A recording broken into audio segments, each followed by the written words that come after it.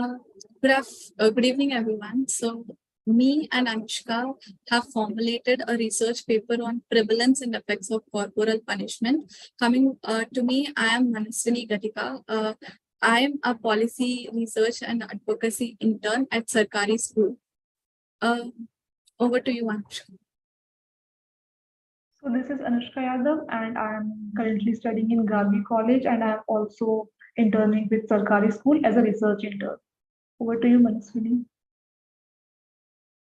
So corporal punishment is defined as any physical or mental force applied on children in order to discipline or punish them. It is usually seen in a school or educational setup in India. Corporal punishment is a serious issue, although there has been a lot of laws in the constitution which ban corporal punishment completely under the Right to Education Act 2009. But we can see a widespread use of corporal punishment by teachers, educators, parents, and caregivers. So, a lot of studies have documented the prevalence of corporal punishment. The primary ones include National Commission for Protection of Child Rights, which analyzed that 65% of the children in India have experienced corporal punishment in one form or the other. And a global initiative for no corporal punishment has concluded that 82% of the parents in India are okay with corporal punishment, and they believe that spanking or slapping in any form is an effective way to discipline students. So there has been many laws in constitution which ban abuse in all the forms, whether it's corporal punishment or any form. But the enforcement of these laws is actually very limited. So this highlights more research on the child rights and corporal punishment. So as Manaswini made us aware what corporal punishment is, what we need to understand is that why this topic is so important and so relevant that it should be researched upon. So in our research paper, we have tried to focus on the fact that corporal punishment is illegal, it is banned, but despite the fact, it is still prevalent. Students, many students report facing corporal punishment, and through our research paper, we have tried to explain this prevalence. Why students take corporal punishment as being something normal? Because from the time they are born, they see their peers, their elders being subjected to corporal punishment, and they do not see anything unusual when they themselves are being subjected to corporal punishment. So through our research, we have tried to focus on why it is so normal, why this practice is so normal, despite of the fact that it brings about a lot of negative impacts on the students. We have also brought forth various negative impacts that students face after being subjected to corporal punishment, and these negative impacts are in the form of physical harm, mental harm, and also it leads to adverse educational outcomes. And to explain this we have also focused upon three theories, and these theories are social learning theory, extended attachment theory, and biopsychosocial theory. And we also intend to spread awareness through this research. So our major objective is to spread awareness among the students, and not only students, also to sensitize parents as well as teachers towards giving up this practice and creating a safer environment in the schools as well as in the homes, so that students can associate with the teachers, and this may result in better learning outcomes. To formulate this research paper, we have used a few pieces of literature. The first one, the National Commission for Protection of Child Rights Guidelines, which emphasizes on care and positive discipline techniques and measures in which we can achieve a better academic result and enable well-being of children in India. And the second research article that we have reviewed is an article by Ashwini Tiwari, who analyzes the ethical concerns related to corporal punishment and argues that any form of, any form of force, physical force, should be banned in schools and educational institutions. And another meta-analytic review has given us an analysis of all the ill effects that are linked to corporal punishment, major of which includes behavior and mental aspect of students. We have seen students with a lot of aggression and low self-esteem due to corporal punishment. Although the past research papers have a lot of information related to prevalence and effects of corporal punishment, there is a research gap in the cultural insight of it, because most of these researchers have come from the first world countries which lack the cultural insight of India. So there is an emphasis, there need to be an emphasis research and evidence-based research, which also takes care of the cultural insights of the developing countries. And there is a need for studies related to the attitude and beliefs of students, parents, and teachers, and the stakeholders involving in corporal punishment. So the ultimate goal of our research is to design evidence interventions to reduce the prevalence and punishments in schools. So a methodology. So for writing this research paper, we have used an online platform, Google Forms, to survey. So the inclusion criteria of this survey is that the participant must not be above 30 years of age and should be a student and should be able to give the test, complete the form in English. The form included questions related to corporal punishment, whether they have faced or not, the severity of the punishment, the frequency of the punishment, and their insights and experience related to child rights. And we also conducted a few interviews with teachers and live interactions with students who faced corporal punishment. The collected data the collected data is formulated in the forms of bar graphs and pie charts, and we made analysis through that. We took the ethical considerations on point. We took the consent of the participant, and we also made sure the authenticity and genuine responses by requiring them to fill their Gmail ID.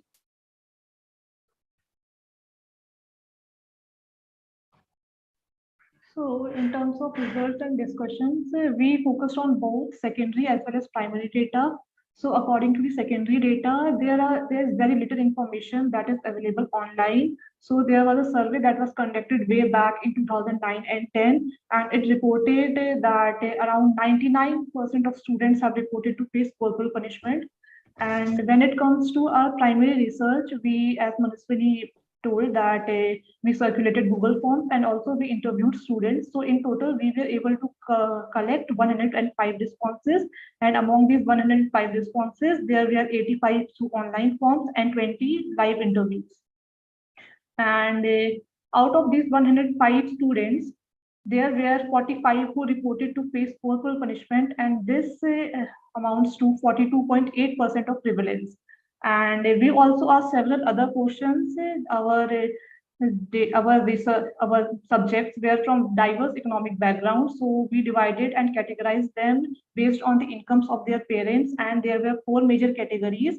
These were below 4 lakhs, between 4 to 8 lakhs, and between 8 to 12 lakhs, and above 12 lakh. And there were almost similar, like responses. There was no inclination toward a certain group facing more instances of corporal punishment. There were almost equal responses of facing corporal punishment from all these 4 major economic backgrounds. And next slide, please. Manaswini.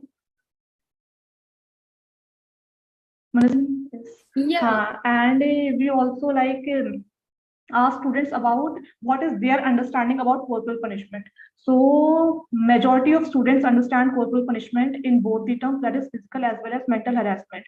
So traditional understanding of corporal punishment has largely been based upon physical harassment, physical harm. But as we have progressed and as law is being able to cover this aspect, the mental harm is also being recognized, and many students are aware of this fact. We also asked about students about whether the corporal punishment is legal or illegal in India. And with regard to legal literacy, a majority of students came out with the response that corporal punishment is illegal in India. But the major question that arises here is that if it is illegal in India, why so much of corporal punishment, instances of corporal punishment go unreported, and why students accept it simply when they are subjected to it? And this has been the major I would say, crux of our research, and we are focused on this aspect majorly. And we also asked students about their views on corporal punishment. We made a separate section where students can share their personal experiences and what they personally feel about corporal punishment. So the prevalent viewpoint that came out from those responses was that all the students, almost majority of the students, they were in favor of ending the corporal punishment, and they accepted that corporal punishment has adverse impact on their mental as well as physical health, and it also impacts their educational outcomes. There were some students who were in favor of giving corporal punishment, but that also to a limited extent. And there were some students who highlighted a new aspect, a new consequence of corporal punishment that we were not aware before the research. And it was that when a student is being subjected to corporal punishment, he also faces bullying by his or her peers after he is subjected to corporal punishment. And in our research, we also tried to know the reasons for which students are punished. And there were several reasons with which students came out. The reasons included not completing homeworks and not bringing notebooks, poor academic performance, not scoring well in exams, and so on.